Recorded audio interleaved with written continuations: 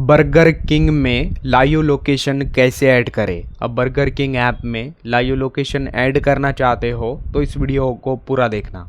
इसके लिए app open करना है, फिर ऊपर left side 3 line option show होगा, इस पर क्लिक करना है। देन कुछ इस तरह का इंटरफेस आएगा। यहाँ पर सेकंड नंबर पर सेव्ड एड्रेसेस ऑप्शन आएगा, इस पर क्लिक करना है।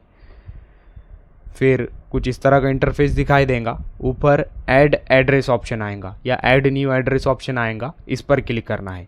फिर कुछ इस तरह का दिखाई देगा। यहाँ पर नीचे यूज़ करंट लोकेशन ऑप्शन आएगा, इस पर क्लिक करना है। देन क्लिक करने के बाद आपको अपने मोबाइल का लोकेशन ऑन करना है। देन लोकेशन ऑन करने के बाद आपका करंट लोकेशन यानी लाइव लोकेशन ये यहाँ पर ले लेगा।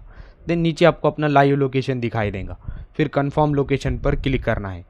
देन ऊपर आपको अपना लाइव लोकेशन शो होगा। देन नीचे 2 ऑप्शन आएंगे, flat number, house number, building number and नीचे लैंडमार्क। तो यहाँ पर आपको अपना नंबर डालना है। देन फ़ोन नंबर नहीं, यहाँ पर आपको अपना फ्लैट नंबर या हाउस नंबर डालना है।